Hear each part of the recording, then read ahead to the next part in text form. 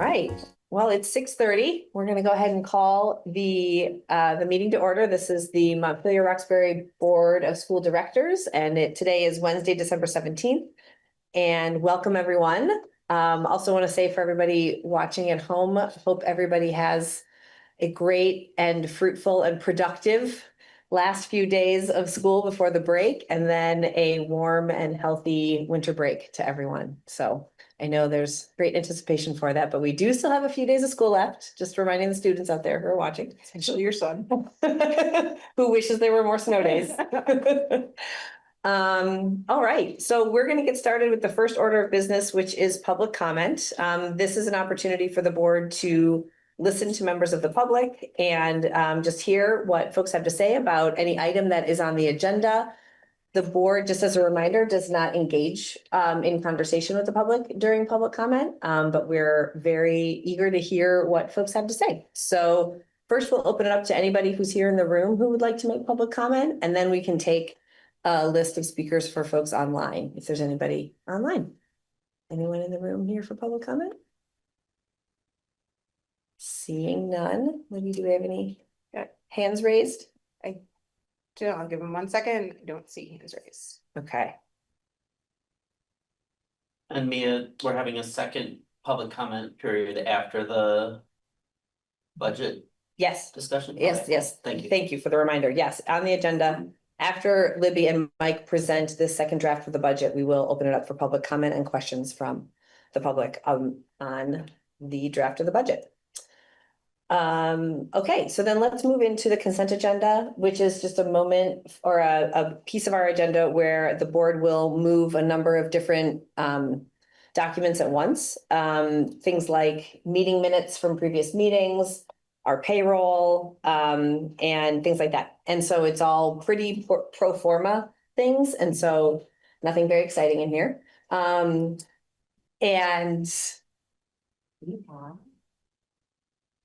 It's not just.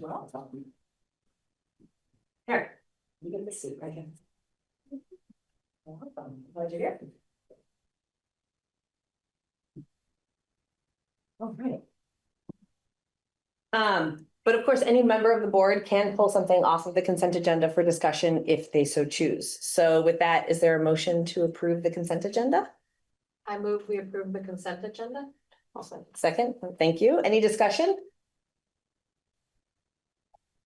I was just wondering, Libby, since we have this one item, the Winooski Valley and Statewide Choice of Public High School Collaborative Agreement, since public choice has been in the state conversation as they've been discussing consolidation, I just wonder if you could remind us what this agreement, what this means for us. And this agreement has been in place for quite a long time before my time.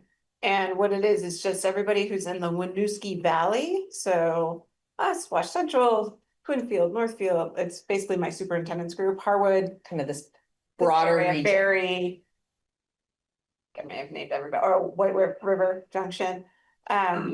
So our kids can choose to go, there's a lottery system, so there's a certain number of spots in each school that we just kind of swap kids. So it's a 1-for-1 match. Money does not follow the kids at all. So our agreement is there's a certain number in statute that you can allow in and you can allow out. So our number is 10 this year. We typically have a wait list for the lottery. It's different from the U32 exchange, which we also have a 1-to-1 match for the exchange for U32. So it's a different agreement from that, but this one's in statute and regions have it across the state. Right. So sort of like a limited school, like public school choice Choice, yeah. within this region. Okay. Thank you. Just helpful to remind ourselves. Anything else from the consent agenda? Okay. With that, is there all those in favor of approving the consent agenda? Aye. Any opposed? Okay. Thank you very much. Next item on the agenda is to have a presentation from some of our students from Main Street Middle School. Welcome. We're very glad you're here. We would like to invite you up to the speakers table, please. And if you can also just grab chairs. If you all want to sit, you're also welcome to stand and get the chairs out of there. Which one? Stand. Okay, great. I am super excited for this crew because I got to be in Chrissy Keegan's classroom. Were some of these students in that room? Yeah. Yeah, they're like, yeah, we saw. Yeah, we saw you. Working in the background. I know you. Strangely, and they had one of the best Socratic circles, meaning a circle of kids in the middle, a circle of kids on the outside. Chrissy didn't say one word to them except go. And they were asking each other the most in-depth questions that probably Chrissy couldn't even imagine herself asking the kids, showing true conversational skills and really tough questions. So I was so excited to see that. I had goosebumps. Like didn't I look at you and I was like, this is awesome during it. It was so great. So I'm excited that y'all are here. Thank you for coming tonight. Yes, thank you very much for being here. I want to make sure that the microphone can pick up what you're saying. So could you just can we do a sound check from where they are? Why don't one of you say something? Something. Perfect. Okay, great. Take it away.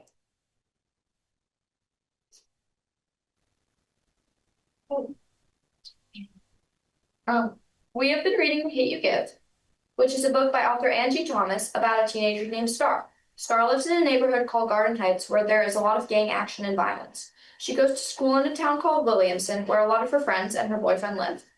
Near the beginning of the book, she witnesses her friend Khalil, who is killed by a police officer's death.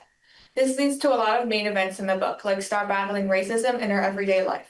One of the main topics in the book is racism, and Star faces a lot of it, including witnessing Khalil's death and going to the mostly white school where some of her friends are racist on a daily basis. For some of the book, she has a hard time deciding if she wants to reveal that she was the witness to Khalil's death. Originally, she is afraid to speak out for fear of being a target to violence and aggression, but throughout the book, she decides that standing up for her friends and her beliefs is more important to her than staying quiet because of fear.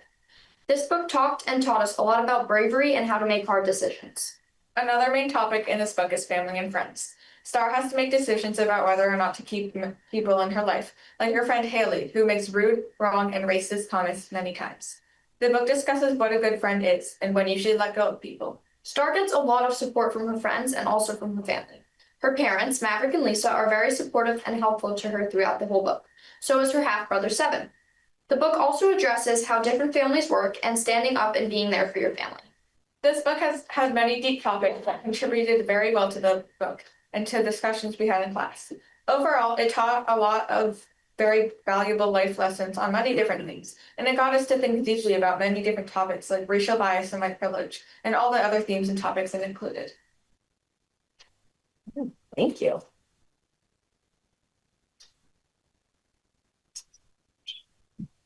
Is this next slide? Yeah. I need to be your Vanna. There you go. Okay. During our time reading The Hate You Give by Angie Thomas, we learned a lot through activities. We participated in a Socratic seminar as a class about the themes of the book. We watched a movie adaptation. We completed several vocabulary slideshows. We tracked character development. We completed a digital workbook summarizing each chapter of the book. We had classroom discussions, and we wrote a response to literature for our summative project.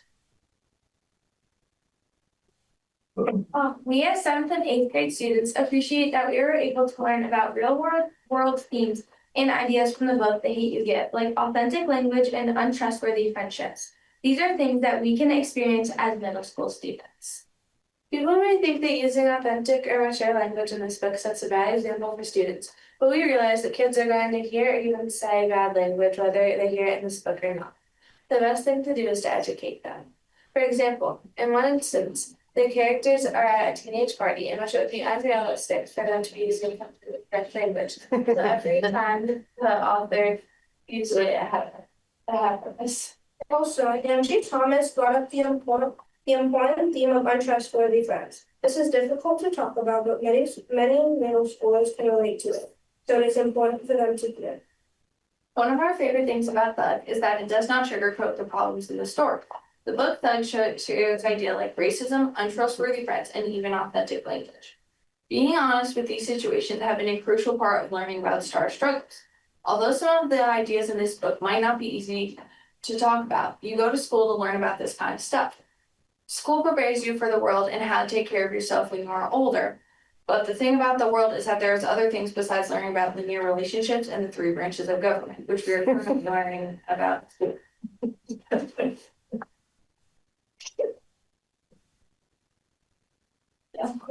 Thank you very much. Very nice job. Thank you. Very good job.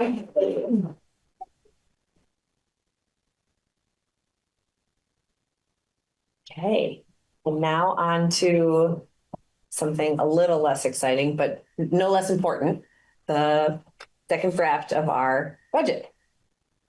Get it up here. Yes, Mike, we are going to ask you to come to the speaker's table. No process.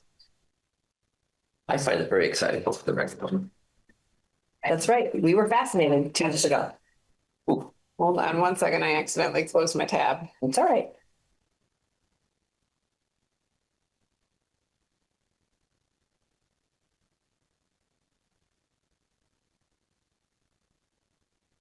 Okay.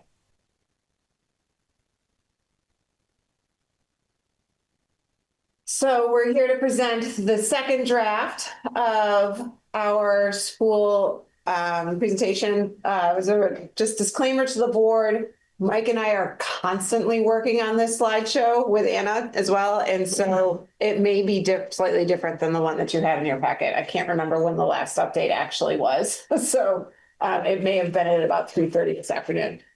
So just know that your packet may be different, and Anna will certainly put the most recent update on the public documents on our website for people to grab. So tonight we're going to talk some of the things you've heard before, the board has heard before, but are important to reiterate. I do want to say that as our practice changed last year, slides that we showed in the first budget presentation, like the enrollment slides and all of that, they're now at the very end of this slideshow. So we're calling that the appendix, but they're still there for reference. So you don't have to search through multiple slideshows if you want to get that information. So we're not going to go into that tonight unless we need those slides for something to show some evidence towards something, but just know that those are there.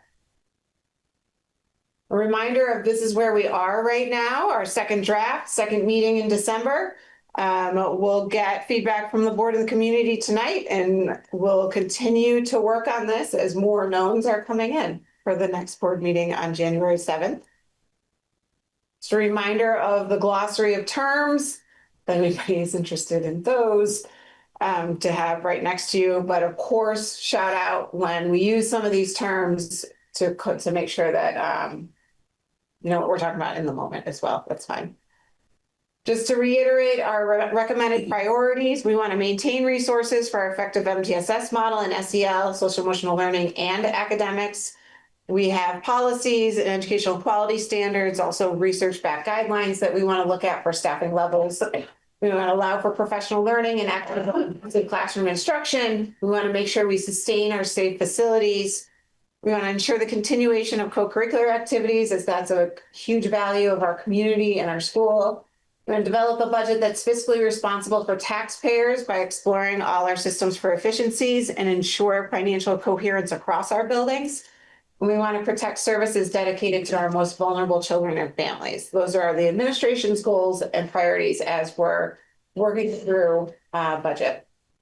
Look at those beautiful children. That's who we're doing this for. Just absolutely gorgeous kids we got here. Some unknowns that we still have. So the long-term weighted ADM, which is our weighted pupils, essentially, are getting closer and closer by day. Nick and Measure Ed, the company that we work with, are literally going student by student at the moment. And I think Mike is bribing him with some sort of coffee treat. I'm not sure, because he does like cartwheels whenever Nick comes. The number we're going to show you today is probably pretty close to accurate, and it will only go up by a couple students at this point. We would be very surprised if it went down. And when it goes up, that's a very good thing for us. The common level of appraisal is a prediction, correct? It's a prediction. We haven't gotten the actual numbers just yet. And Mike is pulling those from the December 1, an appendix to the December 1 letter. We'll link from the December 1 letter. So those may change when we get the actual letter from the state, which has not come yet. Our revenues, we did receive the revenues on the 15th in the evening, and you didn't adjust the slides for that, did you? The ones that we're going to potentially present, yes, but not the ones you may have gotten earlier. It just ran out of time. Came like at 5 o'clock on Monday. Okay, so the slides we have today have those revenue, No, sorry, not I the think ones you we did. did. Sorry, you're right. My offline version has it. Okay. Sorry. I didn't think you did. I was Because like, it that's a surprise. Okay. it got late. It got there late. Yeah. Just a quick note, so the link in the agenda is the updated version. Okay. Whereas the one that was sent to us Right. as a file is not, so we can look You at this can't one. access Oh, it. great. Perfect. That is with a fine tooth comb. Scott Owens is looking at those documents right now. The expenses, we are negotiating with our teachers and our instructional assistants. That will probably remain an unknown through budget season. The Career Center also came in at that same time, so that's not represented in this budget. Those two things won't influence the numbers all that much, though. Not dramatically. Yeah. So here we go. Here's our budget at a glance right now. And wow, I'm looking at that and the people in the crowd, I'm sorry, we don't have that on a piece of paper for you because that's really hard to read. So I apologize for that. So the general budget right now is coming in at 34,500,000 or so dollars, 500,000. The operations committee is going to recommend to the board, and it's still up for board discussion, to add 285,000 to the capital plan, which makes our total budget $34,786,203. Our non-tax revenues are $5,904,745, which we're going to go into in more detail in a bit. Mike's going to go into more detail based on board's recommendations and feedback from last time around the non-tax revenues, which makes our education spending $28,881,458. Our long-term weighted ADM is up from last year. So if you think the first LDW ADM number we got for this school year was down by 50 students, we are now up by several students, by 14 students, and we anticipate this to go just over 1,900. That's where our calculator is pointing us right now, but we haven't gotten that official word from the state. So we think it's going to be 1901, but we're not positive yet. I'm still waiting on that. Another 13 kids? Yes. What explains it going up so much from last year? I know enough about this whole process to be dangerous. So there were some errors in how we were accounting for, that's not true. Our direct certification was not reporting the correct number for free and reduced. And that got fixed at the agency of education level. Then we learned that a direct certification picks up students that access certain services, community services like Medicaid and that kind of thing.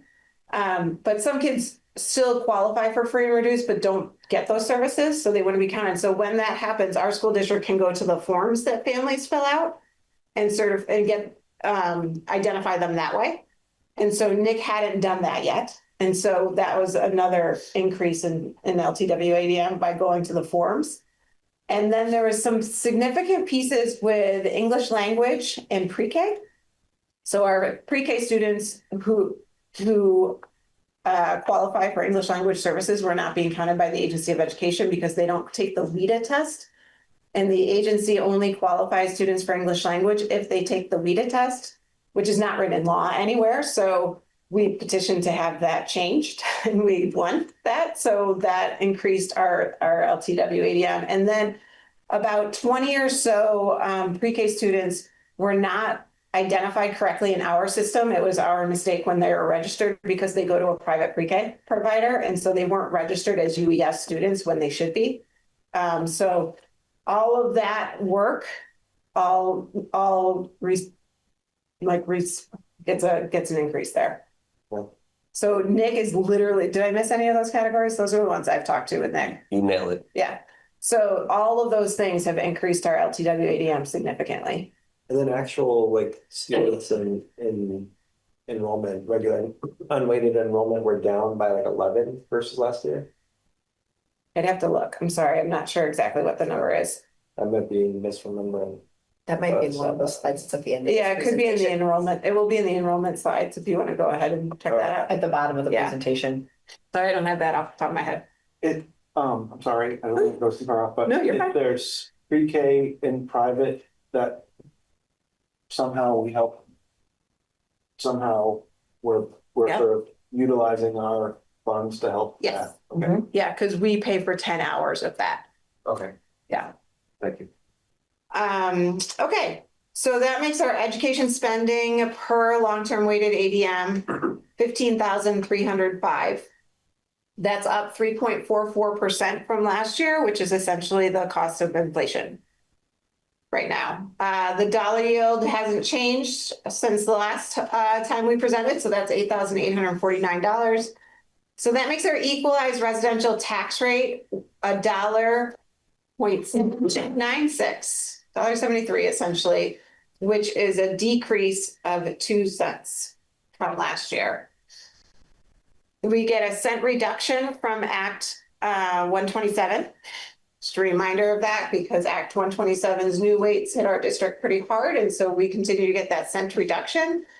And so when you put all that together, our adjusted equalized residential tax rate is $1.64, which is a 2 cent increase from last year or 1.48% increase from last year.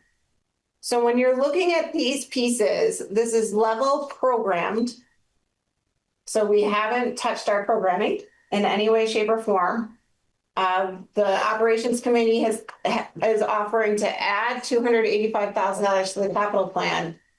And these are the things that are in the school district's control with the exception of the dollar yield. So I just wanted to show this to you all because a 1.48% increase or 2 cents is a pretty reasonable budget for coming in at. We're going to go into the CLA just a little bit here because this slide right here is not the end of the story for how property taxes are calculated. The CLA, just a reminder that the goal of the CLA is that every property owner in Vermont pays education taxes based on what their home would sell for today.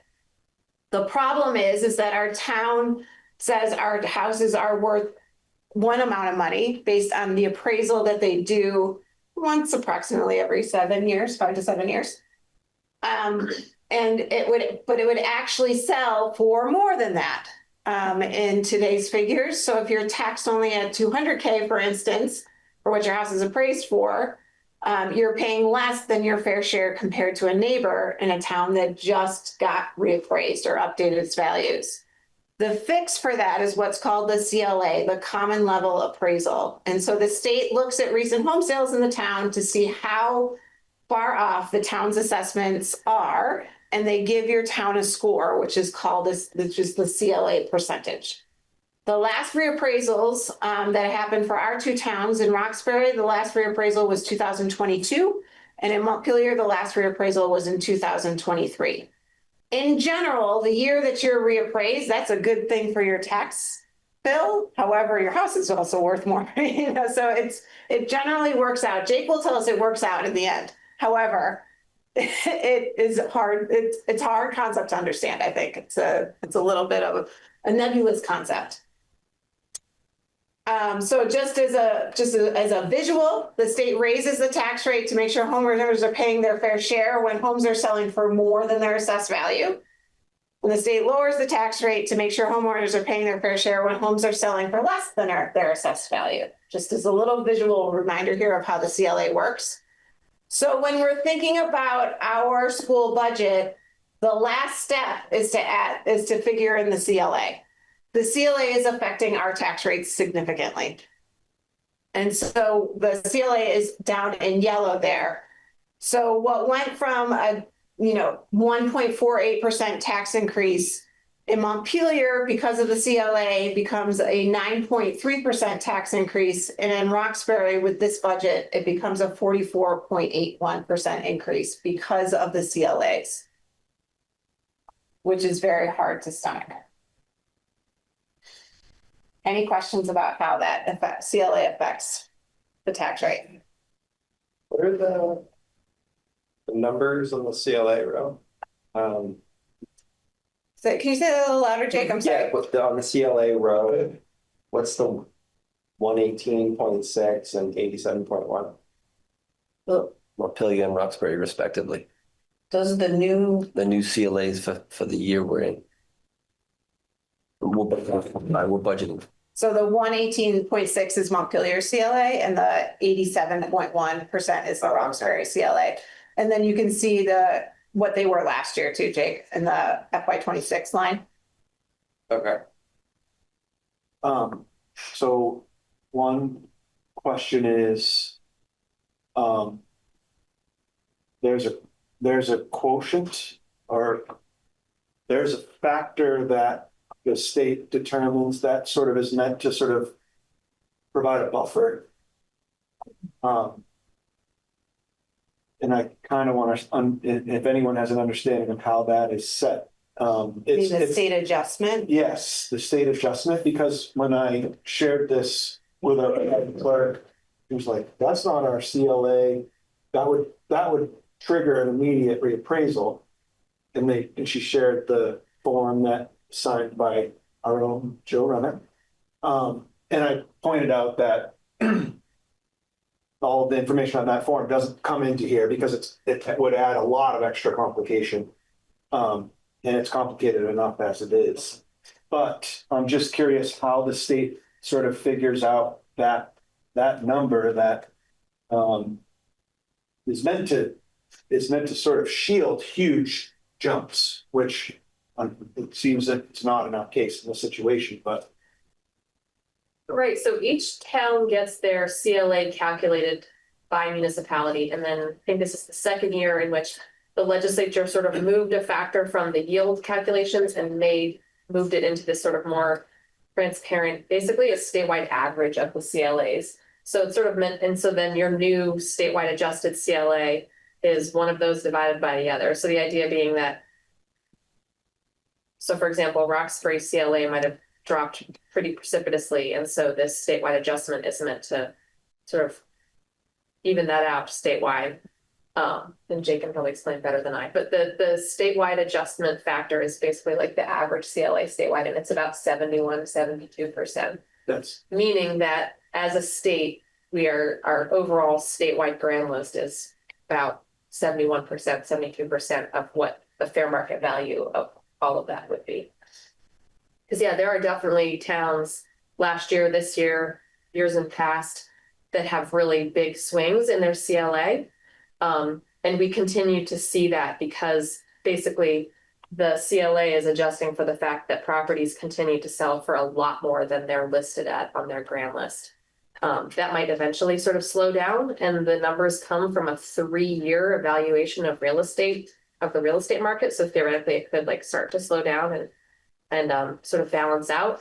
And then you also combine that with the legislature did put in place a requirement that towns reappraise every 6 years, meaning that ideally our grand list values will stay more up to date and the CLAs won't be quite so volatile and the grand lists won't be quite so stale.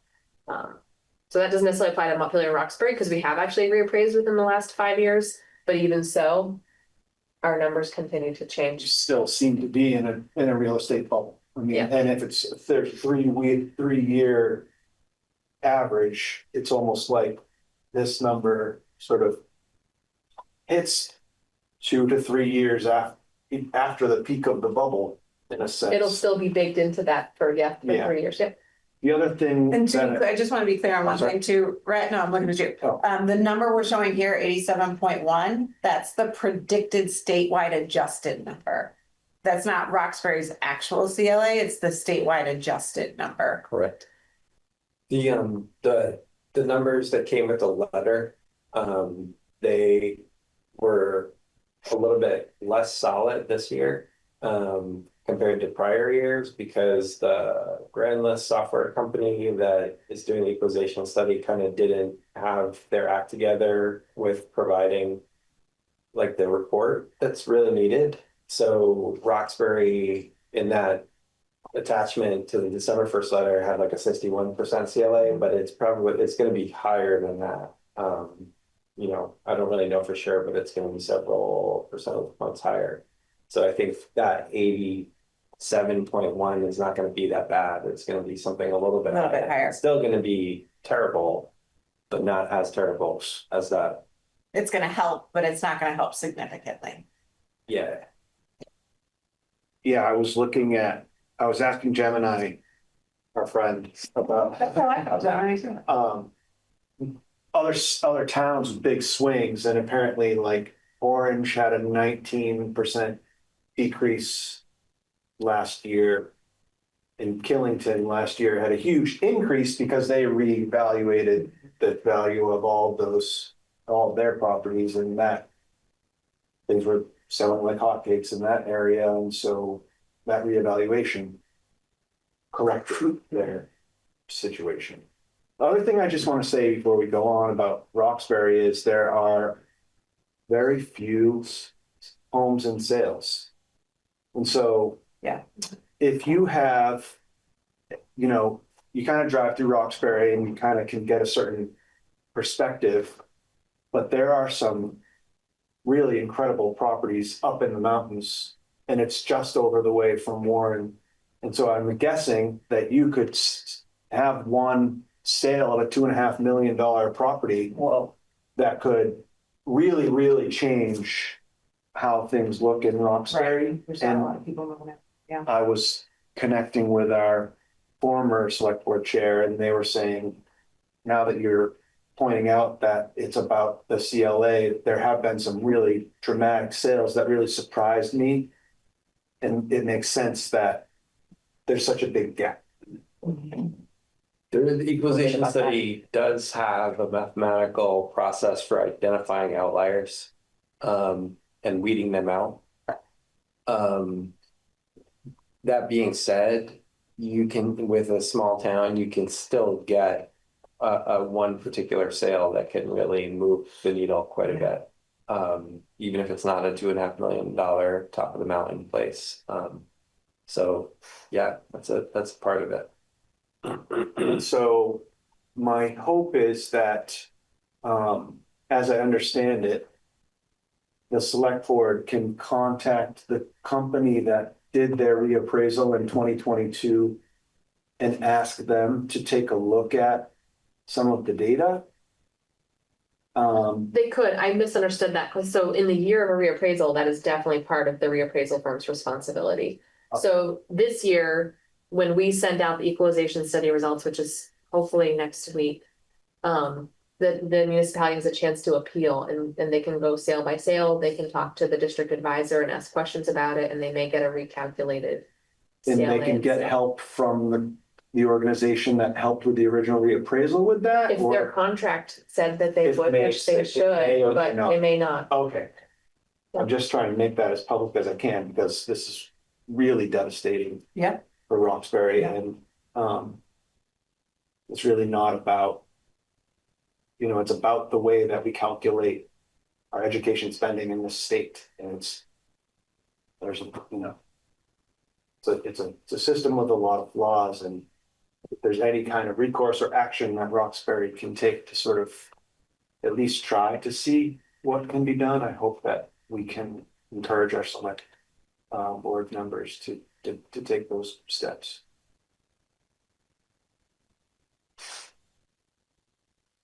I second that. Mhm, I'll say. Okay, so here's our residential tax rate history. You can see that is quite a swing. So that green line with the ginormous incline at the end, that is Roxbury's tax rate with the CLA. The dotted green line, which is the bottom, sorry, it's so small. Where it kind of plateaus at the bottom there, that bottom dotted line, that's Roxbury's tax rate without the CLA. Montpelier with the CLA is the solid red line, and Montpelier without the CLA is the dotted red line. Why would they be different without the CLA? Can you say that again? Well, shouldn't the Oh, wait, I understand what you're saying. yeah, school district tax rate?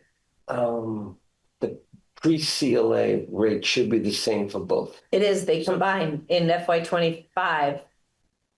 Oh, no, in FY 24, they come together and they stay together. Yeah, but we've been in a district with them. Is it because of the merger? No, that was FY, that would have been FY19. That's an excellent question, Jake. As I recall, there were different tax incentives for towns. I think, That could be it. That got factored in before the CLA. that got, yes, I believe And then that, those expired probably. Wasn't in it 5 FY24. years yes. after the merger? Yeah, That there fade were, down? That would make there were sort of incentives of some, good memory, Rick. I've been doing this for a while. Yeah, me too. I remember that. Okay. What year did we merge? 2018. So FY19 or FY19. Yes, yes.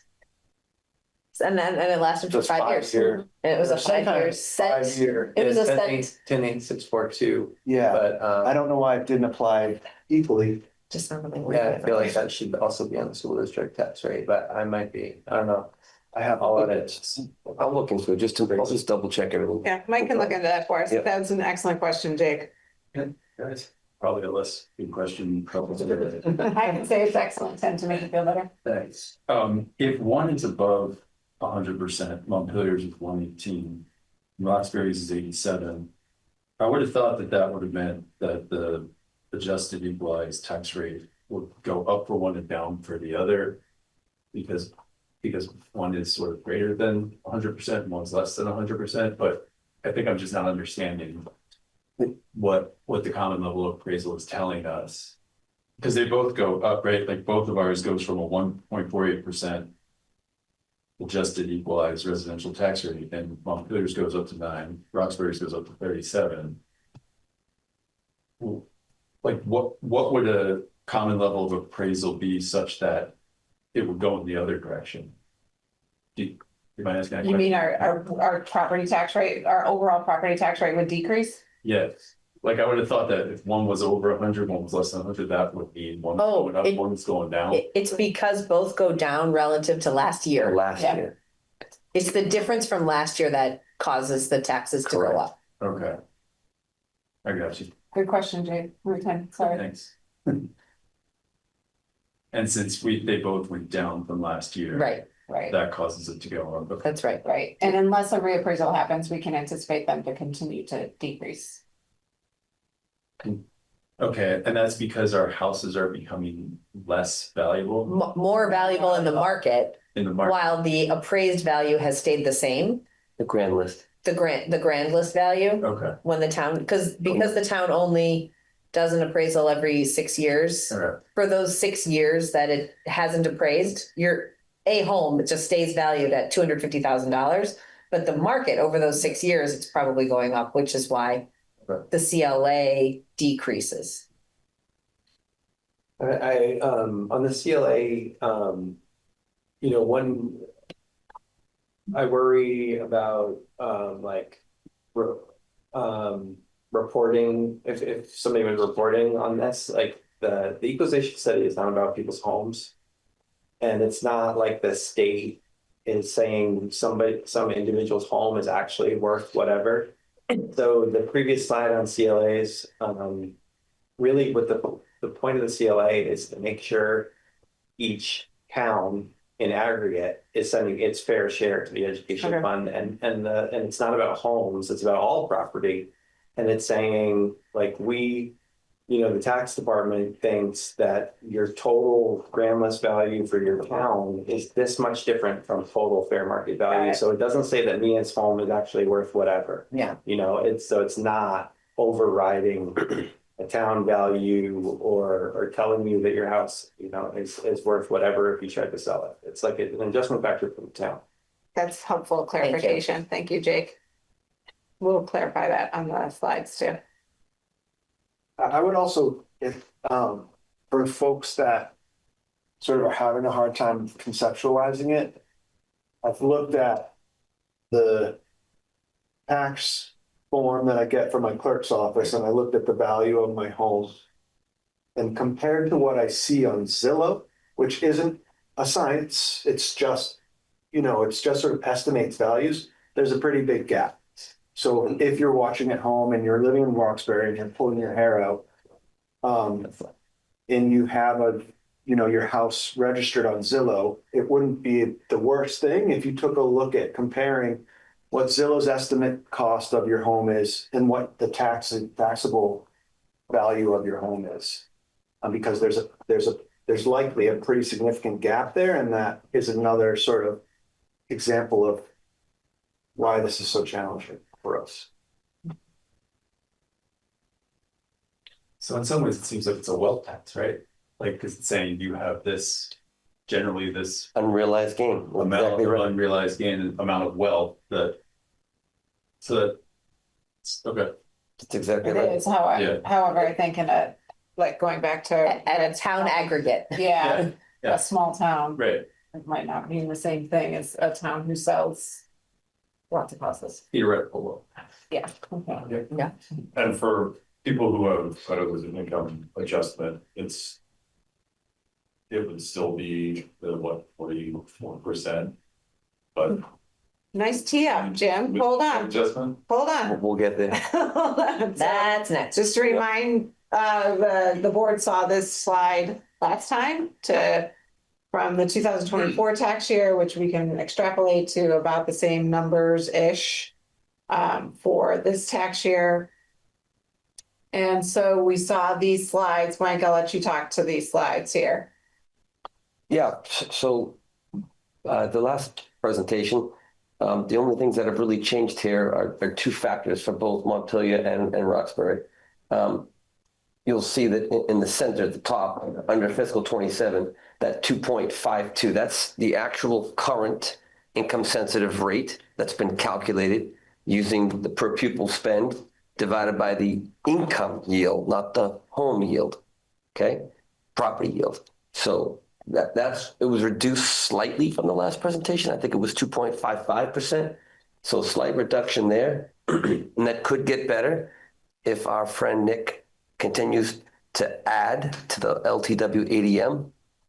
Because if it goes up 13, that has the equivalency of like a $200,000 revenue find, right? 13 times 15,300 per child. So that would be excellent, and that would help drop the income sensitive rate further. And then the rate in the upper right does 1.386. That is the current homestead yield rate as it sits today. And so that model just calculates everything off of those two rates, income sensitive rate, obviously, and then the homestead rate. So these numbers are just tweaked a little bit from the last time I presented. So there's Montpelier's and Roxbury's this year. Right. You can see the dramatic jump of it all at 886, unfortunately for the Roxbury residents. Yeah, look, I think the next, two slides above that break out the demographics. It was just a reminder to say, that large increase on the homestead tax rate, in theory, assuming there haven't been any new homes being built, it's only going to affect 31% of the residents in Roxbury that actually pay that full homestead tax rate. 53% are either paying a flat rate or the income sensitive rate. And then 16% of the residents are paying kind of a combo based on where they are on that chart that we just showed. It's a combination of income sensitive and the homestead tax rate. But I'm not downplaying it. I'm just trying to explain the demographics of the people being impacted. Yeah. Yeah. So folks who are watching could go to either slide 15 or 16, depending on what town you live in. And you could say, okay, this is my homestead value as it's appraised. Not market. Not the market. It's right. It's like you can go to your tax bill like Red did. Yes. Okay. And then you can say, oh, and here's what my income is roughly. And then you can find yourself on this chart and say, okay, I'm going to fall into this dark gray or this light gray or this white area, right, to know whether or not what my taxes are going to go up. It's directionally correct. It's not 100% accurate because of all the caveats that Jake helped me spell out there at the bottom of the slide. But it's just to help people digest what the budget in front of them is going to impact. Exactly. And whether or not, right now, from Montpelier, we're projecting a 9% tax increase once the CLA is factored in, but that's not necessarily the case for every That's not the case for every resident in Montpelier. They No. could go to this slide 15, and say, Correct. oh, it's not actually going to be a 9% tax increase for me because I'm in one of these other columns. Correct. That the percentage that we're talking about on the previous slide, make no mistake about it, impact the homestead residents that are not in the gray, Yeah. dark or light. They're paying the full homestead value. I have to continue to be a jerk, but only because I'm a jerk at work. Jake, we very much appreciate you on this board. So don't- Yeah, so don't. Hashtag transparency. Yeah, not like this, but the income sensitivity is lagging there. Yeah. That's right. When taxes go up a lot, everyone feels it. And Mike's chart is very good, but the credit that you would get in FY27 that's based on this big spike wouldn't appear on the bill until FY28. Right. That's right. So even like the crew, the population who is under 47,000 and pays, some 2% of their income, even they would experience a big spike in that first year of the spike. And then we get that. And then they get a bigger credit the following year. Yeah. And then there's all kinds of People with tight budgets. But it's hard. Yeah, that makes sense. Yeah, I mean, a lot of people are surprised. Like they think, they were told by whoever that they could only pay a certain percentage of their income, and then their bill comes and they're like, how is this correct? And it's not. And the lag is, and the credit system is one of the possible explanations. Mike or Libby, on slide 12, budget at a glance, what line, so I only heard briefly yesterday on the ride home, the governor is proposing some sort of buy down again. What line would that impact in this chart? Is that the dollar yield? The property dollar yield, correct. And so We can play with it, Scott, when we get to the. Yes. We have a calculator we can play with, so if you want to see difference, like Yeah. what things in how these pieces influence each other, we can play with it. yeah, cool. Including LTW ADM. Yeah. Playing with the capital plan, contribute all of it to show. Okay. So I'm gonna send this over to Michael. The board really wanted some more detail on the expenditures and the revenues from last time, so he did that for us. Go for it, Mike. Great. So I always like to show, what are the drivers? When we talk about why, our expenditures are up by almost 2 million, 2.165. I just thought I would give you guys, the major buckets. Wages and salaries clearly is more than 50%. And that's all from the collective bargaining agreements and some assumptions that we had to make with the unknowns that we face.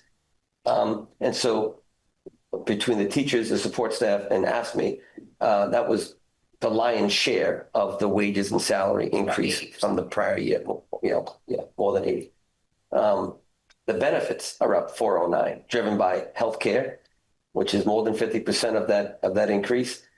FICA, which is about 25%, and then retirements, and then all other, which is like your unemployment, Vision. et cetera. Yeah, Vision, dental, vision, exactly. Yep.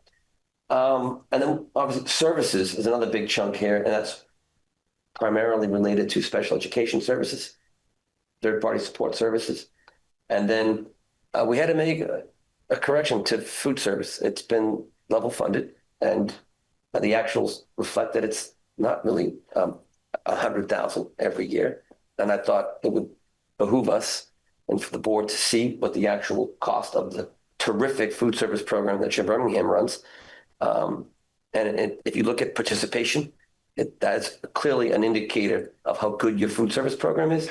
And it's been going up steadily for at least 4 years. So this year I took the time to spend time with Jim and helped him build a real budget, understand here's all your expenses, here's all your revenue. Let's put something accurate in front of the board. And that's what we're doing. And that's what you see. So those are the drivers for your fiscal 27 expenditures. Sorry, for the wages and salaries, there are some, I don't think very many, but there are some positions that are not under CBAs, are they baked into this? Yes. Okay. I'm only reflecting what the union portion of the overall wage increase is. Okay. But non-union wages are in that 1194. Yeah. Good question. And just to be clear, this table is the changes in each of those. The increase from the prior year. Yes. Good question. Yep. It's just to understand, in the very first slide, we showed, hey, we're up 2.165 million. What's driving it? These are your top 4 drivers. That's it. It's that simple.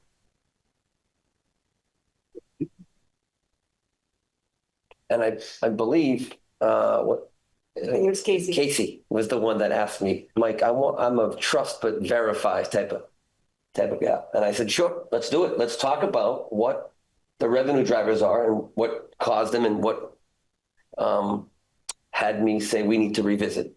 So the revenue drivers are extraordinary reimbursement for special education students.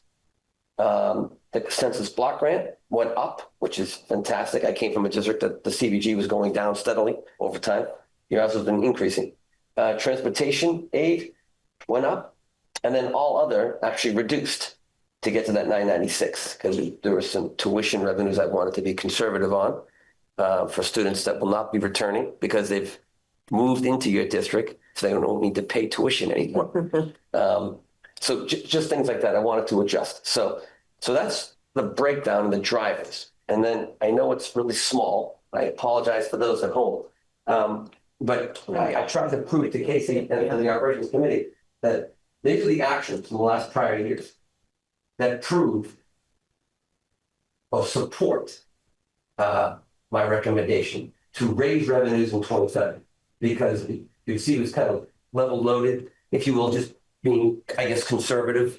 And I think looking at it as a whole, my job is to give you guys an accurate reflection of what's actually going on so that we don't need to ask for more ed spending money than we need. And so that's what the revenue reflects today. So actual special ed extraordinary last year, we got 550. No, your budget is 550. What you actually received in 2025 was almost $1 million. So the green reflects actuals. Okay, yeah. Yep, and the black is just reflecting budget. And I'll be honest, I mean, the comment I put there is real. I know it's a big increase, so I didn't want to go for the full 100% of what I think we could potentially collect. But so I put 90% to be conservative. But if we get pressure collectively to make some changes, if that's what the board wants to recommend as far as taking cost out, finding additional revenue, this is something it's open for discussion, clearly. And I don't know if I mentioned this last time, but when I left the last meeting, Peggy Sue was very concerned, at least she brought to me that, Mike, by doing this, does this mean I have more risk or could this leave us shortchanged, right? Mm-hmm. And I said, the beauty of the way special education works in this state is that the expenses and the revenues are tied together. That's the beauty of this, right? So like if students move in that are extraordinarily high for services needed, we'll get more revenue. Or conversely, if those similar students were to leave or services were changed and the reduction in expenses would drop, and the revenue would drop with it. So they're tied together. So I feel really good that as long as, and I feel good that the budget that Peggy Sue and Pam Foster helped me build on that worksheet B about the students and what their services are, or needs are, I feel good that the revenue will follow. So I don't think there's any risk in this. It's just a better way of predicting your revenue streams. I use the model the AUE gives me. It's not like I'm making up my own stuff here. It's just, yeah. Well, I just want to say I really appreciate this level of detail, and also Casey, thanks for asking so we got it. Because as I was thinking since the last meeting, I feel like we have in some ways benefited a bit from the more of the sort of like just rollover what had been happening in terms of budgeting for revenue, because then we find ourselves with a surplus at the, and so I was starting to get a little nervous, sort of along the lines of Peggy Sue, was saying is, but a little bit more district-wide, you know, if we're being super accurate here, are we overcorrecting in any way? It was just a question I had, and I would just wanted to say that looking at this level of detail, I don't believe we are overcorrecting such that we would then find ourselves with needing to spend more money than we actually budgeted for. I don't believe that's the case, given. I agree with you, Mia. I agree with you 100%. In fact, there was a question from the community that kind of Yes. asking that. And so if I may answer this question even deeper, I don't think there's no consequence. I think the word the resident asked was, are there going to be any consequences from doing something right or more accurately? My response is it's never a consequence to do something better or more accurately. The only consequence that could happen by doing what we're doing now is that you may not be able to pad to the unrestricted surplus anymore. Right. Okay. So if that's a negative consequence, then so be it. I think the object of any budget building at any school district level that I've been at is that your revenues need to be as accurate as possible, and what you need to spend to educate the children need to be as accurate as possible. It's a net sum game of zero. In a perfect world, you'll spend every dollar you bring in exactly the way you outlined it for all your programming, and you'd end up with zero. No deficit and no surplus. Right. And I've been doing this long enough that I've seen them both. And let me tell you, the deficits are no fun. So, right. So all I'm saying is I don't feel there's any negative approach, because at the end of the day, our goal is to get a pretty accurate ed spending number need, because that is the number that everything else is derived from, right? The per pupil spending, which divided by the homestead rate gives you your pre-CLA rate, or conversely, if income sensitive yield rate is also off of that per pupil spending number, which is begging for an accurate ed spending total number. So I think it behooves us to get that as accurate as possible to give your residents in both towns as best accurate tax rate you can. So that's my response. Okay, so I'm gonna put you on the spot. Any questions on that? No. Because you asked the original. Hearing it the second time after the committee, pretty good at that. Okay. Thank you for the time. Making sure. I have a question. Are the tools that the AOE is providing different, new, or otherwise improved? Is that what you're sort of saying? Or I think some people use the tools and some people don't. And I like to use the tools. I think I don't like working harder. I like working smarter, I guess is the best way to say it. Time is valuable, and I like to, if there are tools that exist, I'm going to use them even if I didn't create them. Okay, here's the capital plan slide, and we did not update this to 285 contribution. It still says 270 from the original board presentation. So you've seen this exact slide before. Can you say that again in English? Was I jargony bad? No, but what we're looking at does not reflect the updated ask that the. Yeah, so if you look at the green column there. Yeah. The operations committee is recommending to the board to be at 285 instead of 270, and this is still reflecting 270. So just, the green is so just spend 15,000 over? Yeah, you're right. You're right. the green is the year we're in. Yeah, we're in. At 27, I think I did update it to Oh, you 280. did update it. I apologize to you. Well, I've made mistakes I've on looked that at one. that green column for like weeks now. That's why it's highlighted green. We gotta highlight the other one in like yellow or something. You're right. I should put it. Yeah, I missed that. I missed that as well. Okay, that's Yeah, good. yeah. So, So scratch what I said. so the committee is suggesting, is recommending that the board increase that a little bit from last year by 15,000. I'm assuming there must be something particular in here that. Yeah. Yeah, please. So we talked about, we've been adding 270 a year, and I'm not sure where that number came from, but it was being held flat. And so we talked about whether or not it should generally increase with some metric. And we tossed around a few ideas. I suggested 1% of the budget, which would have been a little bit more. something like 3 or something, I think it would have been 2. Casey had a really good suggestion that, if our general budget is going up by about 6%, then let's just increase the capital, use that number to increase the capital spend each year. So just start with whatever our otherwise operating budget is. See, that just implies that same thing. So it sounded like a reasonable plan. I think we can get buy-in to it. And so I think we'd all recommend it to the full board. Thank you. Just And does that change answer what you were referring to when we're more accurate and we have less sort of surplus that ends up in our general fund? Because we had more accurate numbers to begin with, by adding here, we're sort of covering what was a sort of unknown surplus. I think It's something that's known. different concept. I think because this is something that Mike was emphasizing, I think is really important, is maintaining a discipline of, so put the surplus conversation aside. I think we're making a big one-time infusion into the capital fund this year because of the surplus we have. But ongoing budgeting practice, keeping in the habit of dedicating funds to upkeep of our facilities so we don't dig ourselves into a hole by sort of years of neglect. So, you stop contributing 1 year, and then the next year to get back up to that level is a lift, especially if you're in an otherwise challenging environment. So, we were asking Mike, what's best practice doing this? It's like, just contribute.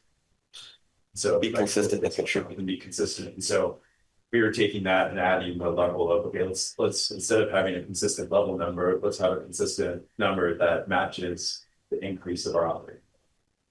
But Red, to your point, what would go away by more accurate revenue modeling? We wouldn't have this, it wouldn't be a normal occurrence to be transferring $1.5 million.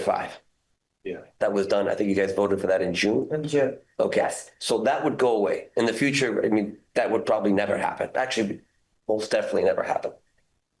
Unless you went back to the old way of level funding revenue. I don't recommend that.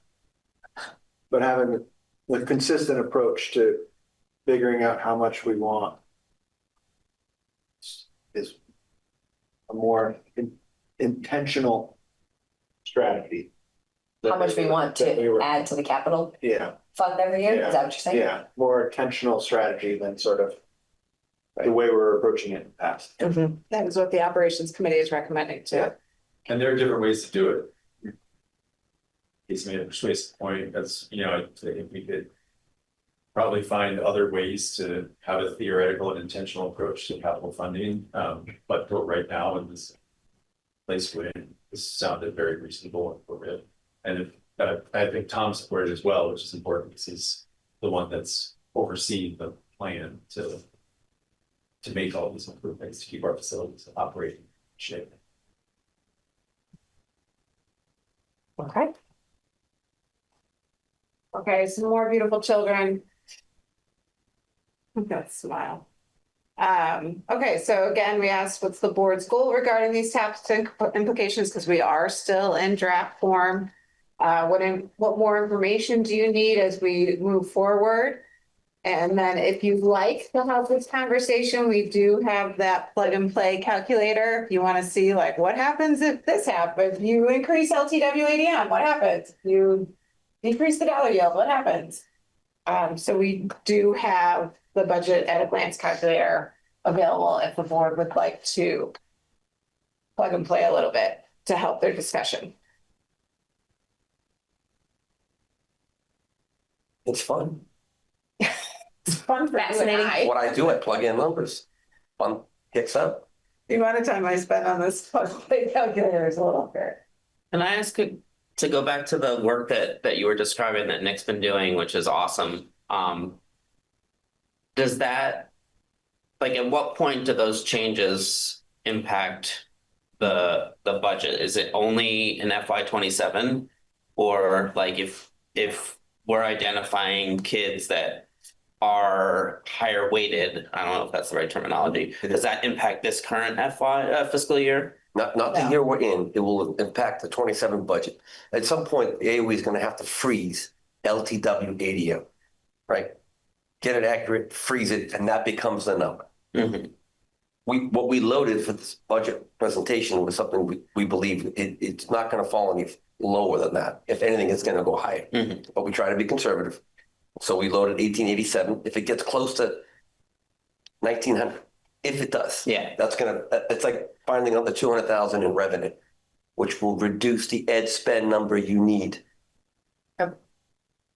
But I guess the question I'm asking is, does that mean that we're paying more in this current fiscal year for that weighted pupil?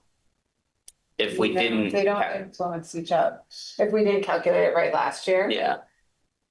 I see what you're saying, I think. I mean, I guess the If our numbers- wouldn't factor because. I think because it's a 2-year average, whatever happened last year is done. It's frozen, right or wrong. Nick's doing a great job with Measure Ed to figure out the year we're in. Let's get those students weighted correctly. Yeah. And that will help us for next year. Yeah. Because it's a 2-year average, right? I had the same question. I thought maybe it would impact this year's revenues. We're seeing what it is this year, but. No. I shouldn't say it reduces your ed spend. Your ed spend is your ed spend. But more students will lower the per pupil spending, which helps us in the homestead rate and the income sensitive rate, both. I would like to see on the budget calculator, I'm, I believe, supportive of the move to put $285,000 into the capital fund. I'm just curious to see what it looks like to do half of that and none of that. How does that adjust the? So if I tax make rate? that 0, it's gonna be hard for y'all to see, I'm sorry. Yeah. So if I make that 0, then it decreases, so the percent difference for Montpelier is 8.17. And for Roxbury, it's 43.32. It's about a penny and a half on the Montpelier side. If you redo it, I can tell you exactly what it's going to be on the Roxbury side. So 1887 versus 0, 18867. So it's about 2 cents. Yeah.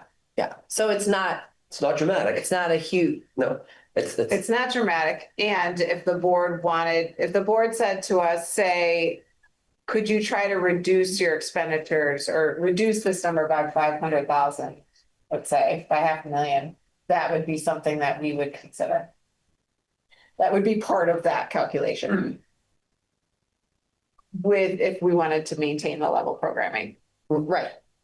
Because you're saying to find $500,000 would be difficult without getting rid of the capital plan. Yeah. And even $500,000 on the Montpelier-Roxbury side would only move the needle about 2.5 cents. So. Right. And then for Roxbury, maybe it's closer to 5. I know this is given it's like my 5th or 6th budget. I know that the 2.5 cents and the percentage of rate increases, though, I still don't totally follow. Yeah. I focus more on the cents. Focuses on the cent. I focus on the percent. I know. And I always say that because then I can tell somebody. Thank you. That's very helpful. Or did you just do that? It's a column. That yellow well, now. No, that's good. Yeah. That's good. That's a little better, yeah. The reason why I focus on cents is because then I can explain, well, what does that mean on a $100,000 home value? Right. So 2.5 cents, if we were to move $500,000, that 2.5 cents equates to like $25 for every $100,000 home value. So a $300,000 home is an extra $75 you'd be paying on an annual basis. Is that right? Right? Yeah. If you said 25 for every 100,000, yes. Yes. So but in Roxbury's example, right now they're facing, as high as a 58-cent increase. That's $580 on every $100,000 home. That's a lot. Yeah. And that's just the education portion of their tax bill. Correct. And that's only for those that are paying the full homestead rate, which is a subset of that demographic we showed earlier. Right. Okay. That was helpful. And so that's why I like to talk about cents. I know you like to talk cents. That's because I can't do the math. Yeah. That's why we make a good team. I go. That's right. So I guess I'll re-ask my question about the governor's proposal. Yeah. How does that How would that factor into the? Okay, so, If he found 75 million, yep, give me a dollar yield. Off the top of your head, Jake Feldman.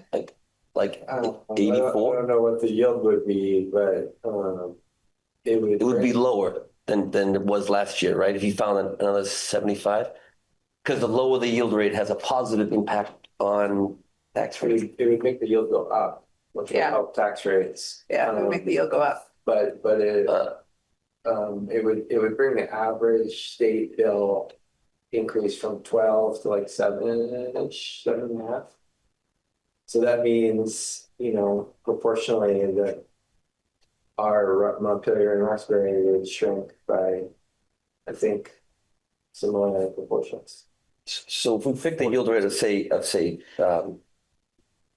9 something, 9,100, 9,200, we could see what it would impact the tax rate then.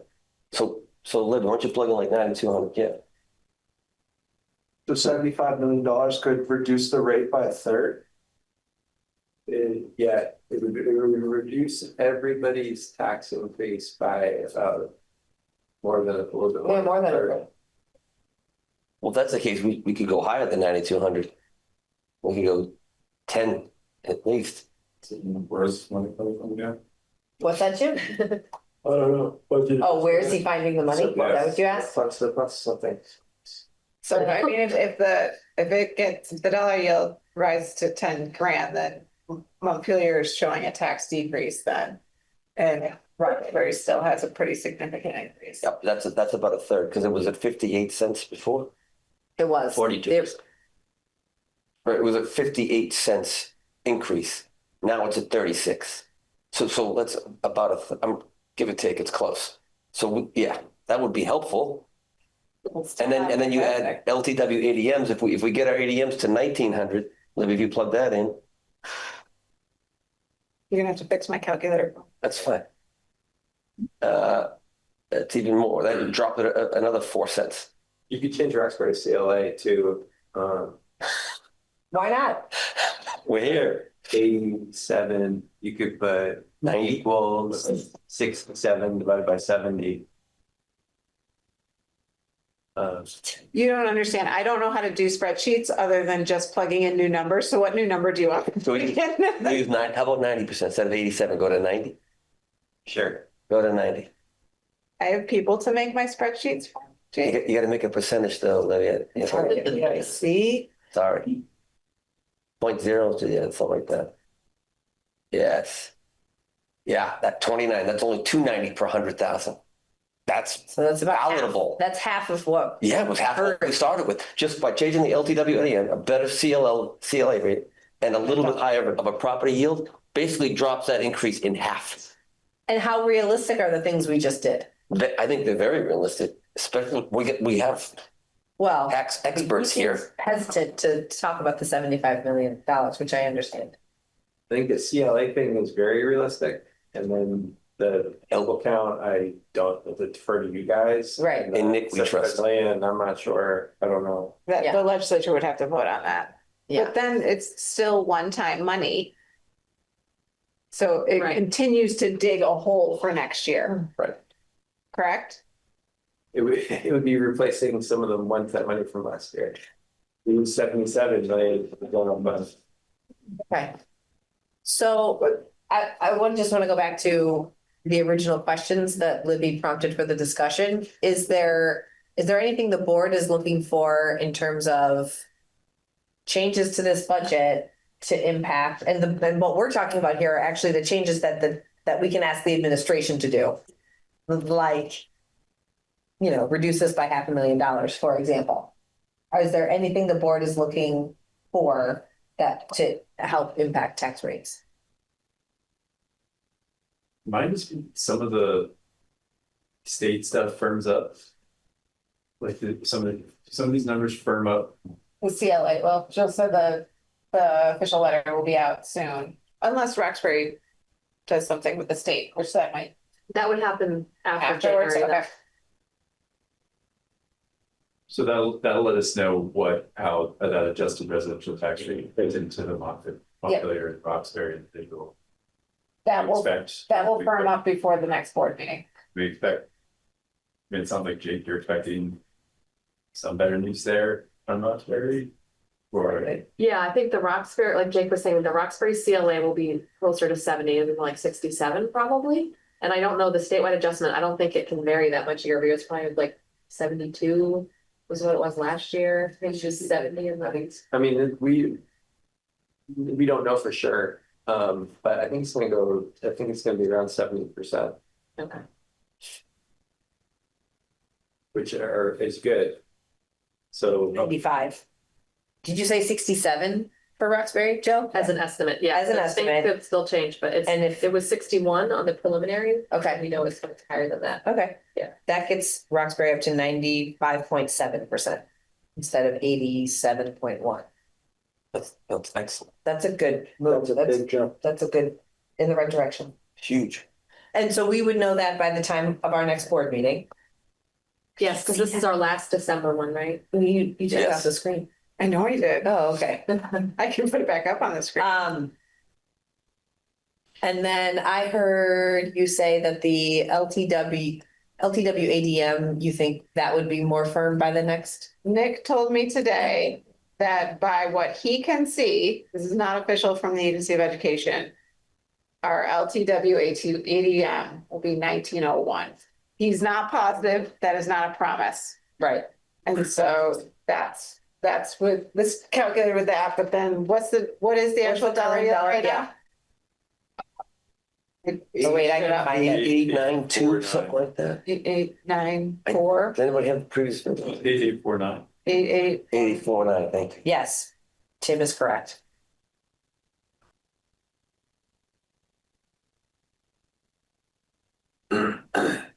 So that is looking at a cent difference for Montpelier and 40 cents difference for Roxbury. Am I reading that 10 correct? cents, almost 11. 10 cents, thank you. 10.7. 10-cent difference for Montpelier. But it would be, that's almost a third reduction.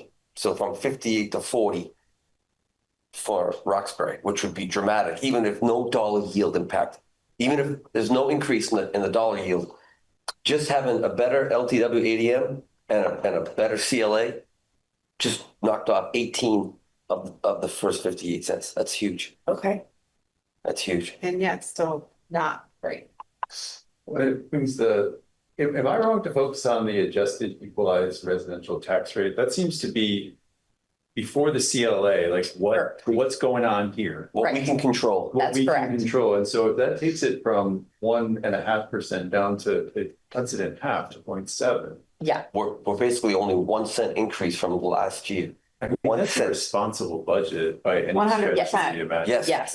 It has a lot to do with the revenues. Yeah, Right. but still, I mean, it's what we're projecting. It's an And accurate it's 100% a responsible budget, and it's yes. incredibly responsible, yeah. I think it's always important to continue to sharpen pencils, look for efficiencies and all that, but I think we need to wait to see what the state tells us as we go through to make any bigger decisions. why do we, when did the union agreements get firmed up? Depends when negotiations are done. And sometimes it's April, sometimes it's June. Depends on the year. Do other districts do it at the same time, or can you do Yeah, it for the like, most part. isn't that tricky? Developing a budget before you agree on that? Budgets are tricky all over the place. That is That's the big one. Well, That is a big one. when people are the primary cost, it is very hard. I've been doing this a long time. And every year I've had to make assumptions. Sometimes I'm spot on, sometimes I'm not. And it's hard.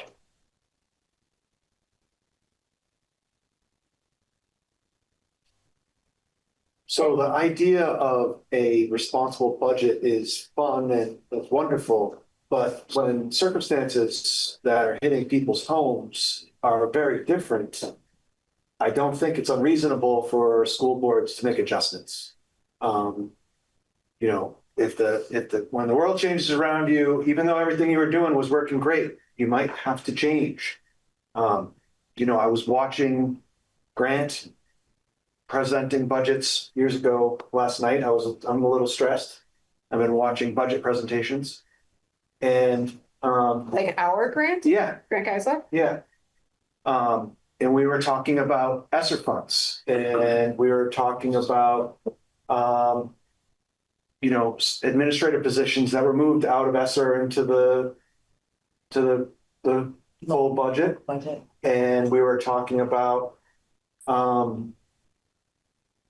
programs to help address challenging behavior that were, I think the quote was, big chunk of change.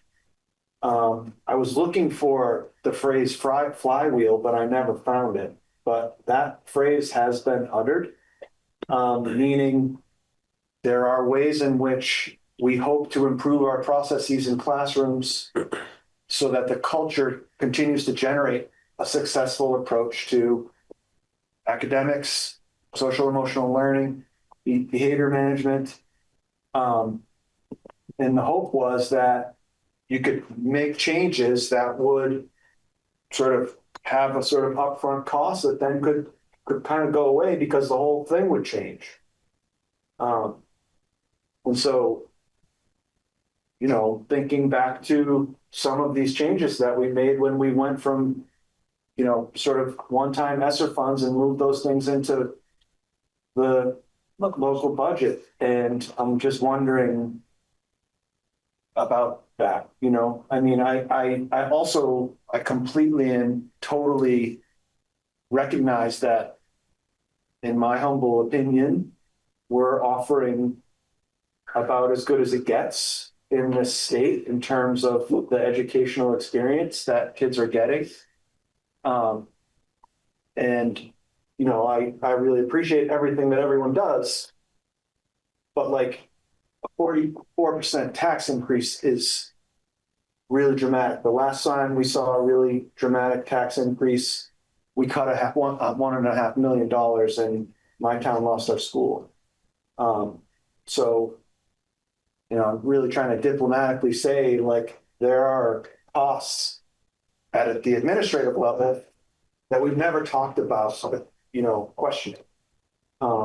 We talked about a 0.5 FTE last year and turned into kind of a debacle. But there are other places where, I just, it's hard for me to say, I just wonder if there are ways in which our systems can improve so that we can look at some of our administrative costs when we're looking at such huge tax increases. And I know it's nothing to do with irresponsible budget making or management, and the experience that we provide is outstanding. But like sometimes the world changes, and I don't know, that was as diplomatic as I could say it. I did do some research in response to a caregiver I was talking to on Monday of like, what have you added and what have you taken away in the last few years? And so I went back to FY23, and that's a lot when we started to move positions out of ESSER and into local funds. We were doing it gradually over time, but that was a big year. And in terms of SEL supports for kids, in terms of supportive positions for kids, so it was academics and SEL, not just SEL. We've added since FY23 13 positions. We've decreased 7 positions since that same time. So the net increase is 6 positions that we've added to support kids. So it's definitely things that I think the board should be discussing. I think the board should be discussing it at the level of a dollar amount and let us do the hard work of where we find those dollars amounts. But that's my opinion. The board can totally disagree with me on that. So if the board is discussing what to do with our budget right now, then I would recommend having that discussion and saying, being at a dollar amount rather than a systems level. Because it's my team and my principals who know those systems inside and out, and what we need and where we could look for efficiencies. I think that's why we were doing some of that with the calculator, which we can bring back up. I think what we are trying to figure out is what's the amount of money that we would remove from the general spending that would make a difference. Right? And so right now, with these better numbers for CLA and long-term weighted average daily membership, because we went back to the dollar a year where it stands right now. We see a 40-cent tax increase in Roxbury and a 10-cent tax increase in Montpelier. And I think what we need to do is say, okay, so Libby, make that 33,000,005 and see what happens. So it's $1 million. that's $1 million out of our budget, and it dropped the tax rate 6 cents. Yeah. Is that gonna make a difference? I'm not asking a rhetorical question, because what we should do is say, okay, go find, I maybe we mean, say go find 2 $1 million. million. there's not a lot you can do when you're looking at 58 cents or 44%. No kidding. But doing nothing is not acceptable. I keep having this conversation with my wife, and it's just like, I don't know how to be a responsible representative for my community without saying that no effort is an unacceptable answer. I also don't think it's fair to say no effort. So let's just be clear about what we're doing, Well, we're saying here, because they did a lot of effort. No, I'm saying no reduction is, I'm not saying there's no effort.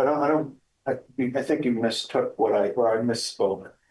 I know that everybody's trying, to do right by everyone and doing our best. And I just not finding some reductions in spending when there's this kind of increase, or at least me not advocating for some kind of reduction in spending would be negligent and irresponsible on my part. I'm a small fraction. I can appreciate that. Absolutely. Yeah. I'm trying to take your advocacy seriously. That's what I'm trying to do here, is to say, what would it look like if we were to do that? So Jim, what were you going to say? Jake, so for any person that has it. So in kind of like real plain English, what is driving this 44-cent increase? I mean, compared to what I get, it sounds like basically a determination that properties in Roxbury are massively undervalued, and a correction with the CLA to do that, probably driven by some recent purchases of real estate acquisitions that show that people are willing to pay a fair amount of money for property in Roxbury that well exceeds what has traditionally been sold, which seems like, I mean, callous, but seems like a difficult trend for us to fix, and maybe not think that this body is in charge of fixing. Am I accurate, or have I misread something? I don't disagree with you, Jim, but I think Rhett's point is a fair one, which is, I think it's a fair one. so far in the 2 presentations we've seen from Libby and Mike, that number 34.5 hasn't changed. We have not asked them, what efficiencies could you find in general spending? Yet they've done a lot of work on finding efficiencies on the revenue side, and a ton of work, thanks to Nick, on the LTW ADM. I do think it's fair for us to say, now maybe it won't make a huge difference, because even like I just theoretically said, let's find $1 million. It was still a 34-cent increase on taxes, which is still I think still hard to swallow. Would certainly be, I think we would have the room full of Montpelier residents if that was the case in Montpelier. And so I think it's a fair question. What efficiencies could you find? And even if it's not $1 million, what I hear Rhett saying is, even if it's not $1 million in efficiencies, let's see if we can find some. It'll make a difference, not just this year, but next year. Yeah, no, I agree with that, but is there, I mean, is there a way to get at that CLA and to, because it seems like the state has basically said that Roxbury is now Waitsfield. And The real estate market has. yeah, and we're going to tax it like it's Waitsfield. And or, you know, the place next to Waitsfield is starting to look like it. And,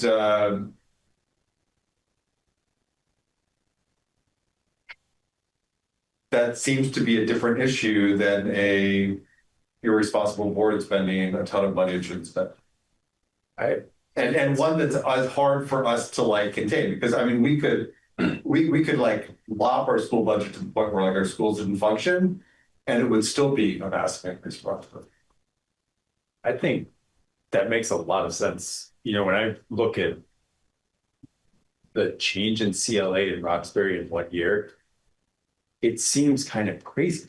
Like that. Believe me, I called Jill asking if it was a mistake. Well, but I mean, I think it's reasonable to think, to Rhett's point and to Jim's point, that we as a board might have a role in saying, not just leave it to the town of Roxbury, but to say, you know, I don't know, question, challenge, I don't know I don't know the process here. I don't know how you get into this, but when you see a change that year, that much in a single year, I think it would be kind of negligent not to question it seriously and say, you know, what's driving this? And if there is some measure of recourse that we have to say, well, we think maybe you should have included that one because that's an outlier, as Jake said, you know, like that there might be some outlier sales and there could be a conversation about that. Like I'd be very interested in understanding the options Is that the role of the board though, to do Well, that? that's what I'm questioning. That's Yeah, what I don't know. Well, and I looked, I mean, you know, it's like Jay Hooper and who's the other, like, are they aware? I mean, it seems like somebody to address the state level would be like, you know, folks, Yeah. what's going on? This is borderline absurd. And that's, you know, I've been fielding calls and that's what I've been saying and people understand that. Still, you know. So I have to weigh in, because this is like the CLA is actually doing exactly what it's supposed to do, which is making up for the fact that we don't revalue all of our properties 100% every year. So it is not going to fix the problem to do something with the CLA. There is a very formal, very established process that the town can appeal the CLA to PBR, to the state, and they can ask for their CLA or COD to be recalculated. So that process exists. That happens in January because these things all get sent out at the end of December and they have to be published January. I also feel really compelled to say that I'm not trying to sound harsh. This is happening to dozens and dozens and dozens and dozens of towns. This is not a unique to Montpelier-Roxbury situation. There's some towns that have a 45% CLA. So what we're all experiencing is the legislature has established a statewide property tax system. And part of that statewide property tax system requires that each town gets this factor adjusted to their tax rate so that we're all paying our fair share. And if they hadn't, you know, there are things to try to like soften that blow. But the reality is that like if we were able to reappraise all of Vermont to 100% fair market value right now, our tax bills wouldn't change because the tax rate isn't going to be adjusted by the CLA. So it feels painful and it looks harsh, and it is, but it is like statistically doing exactly what it is supposed to do. And it's happening to a lot of towns around Vermont. And so until we can reappraise our property values more every year, but again, it won't solve the problem, because the problem is the demand continues to be there, that people are willing to pay a whole lot of money for homes. And so even if we reappraised at 100%, that would pretty quickly become stale, right? So like the state is not like deciding what the real estate market is doing. It's based on property tax, the property transfer tax return is literally based on sales that are happening. So until that demand is like slows down a little bit, Cools off. a lot of Vermont towns are seeing this really volatile CLA. And I do think it's important, you know, if you're looking at what your property tax bill is based on, even like mine in Montpelier, which wasn't changed that long ago, it's definitely not representative of what my house would sell on the real estate market. So while it's the legislature has established that this is the best proxy for how we can pay, we are now experiencing this thing. There was a time in like 2008 where it was very much the opposite, right? And our property values were like just like disintegrating. So it all has to raise the set amount of money. I'm just worried. I'm worried because I don't think it is the school board's role to try to question individual sales in the equalization study. Like that it is a very established like statistical model, and there's a very formal appeal process the town participates in. So I don't think there's any problem with us communicating to Roxbury, hey, we definitely want to support you in that. The town can support, or the board could support the town in appealing their equalization study results to us, to the state. But it is not going to fix the larger problem. And I think it's a dangerous game. What if all school boards in all towns started to pick apart sales? We still have to come up with the same amount of money for the education fund. Yeah. So I just worry it's not that there is necessarily a mistake, I guess that's what I'm saying. This is Yeah, reality. I'm not saying it's a mistake. I think I'm actually,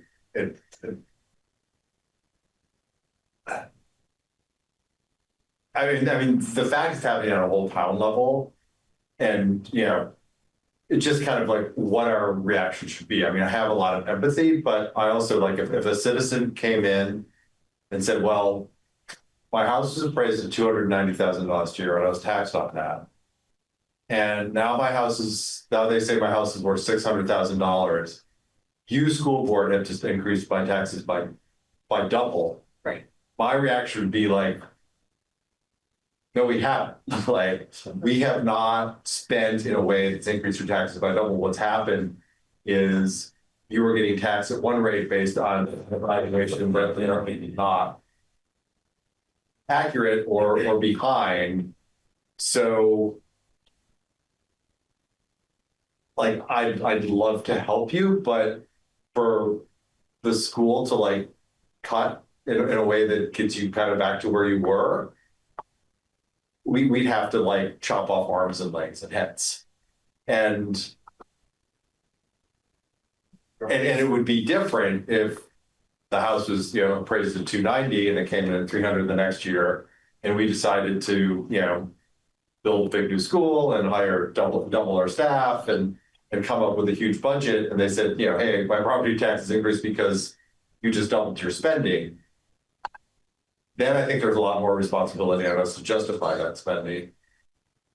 It just puts us in a really difficult situation, because I hear you, Brad, that this is an absolutely insane number for the citizens of Roxbury. It's just being caused by apparently a real estate market that is driving. What I've heard in this conversation is that there's very little the school board could do with the exception of perhaps somehow supporting the town in an appeal process, as far as the CLA goes. Has the town asked for help? Asked us for help? Yeah. No, they have not asked us for help. I think they're just seeing all of this right now. So what I'm actually going to do is ask that we pause this conversation about the CLA, because I think we're getting ourselves into a rabbit hole. And I want to come back to, does anyone I've heard Rhett making a request to the administration that the next time we see a budget, could you find some efficiencies? We don't have an exact number. $220,000. Okay, we'll try for that. And then tell us what that impact is as well, because we are not, I don't think this board is interested in finding efficiencies that are going to cut off arms, legs, hands, or to not be too hyperbolic. I don't want to be doing negatively, that's the word I was looking for, impact student outcomes. Yeah. Because we want to make sure that we are sticking with those top priorities that are like the third slide of every one of these presentations.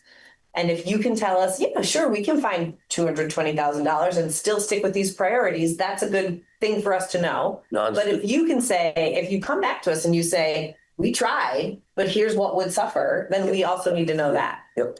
So the goal is non-student facing outcomes, positions. Just don't negatively impact student outcomes, if you can. Of course. By trying to find, and perhaps what our administrators will come back to us and say is really the only place we could find that efficiency is in the capital plan. And then we as a board have to decide, is that something we're willing to do? And that would be the conversation we have in the first meeting in January. I'd actually be interested in seeing that those efficiencies not in capital. What would it be? If possible, What, yeah, right? We're asking. because that's sort of the easy, you can always go to that. And so if we're challenging the administration to it, I'd like to see it not included. Okay, Yeah, but so non-student facing doesn't touch the capital plan. Got if it, possible. if it's possible. Yeah, and if you say we looked for 220, but we couldn't get there without him, you know, that's what I think Or maybe we we're, can get to 150, that's what, something like that. right. Right. Unless anybody wants to say, no, I don't want to do that. I'm going because I'm listening to Rhett, one of my fellow board members here, but perfectly within the rights of the board to say, no, actually, we're very happy with this.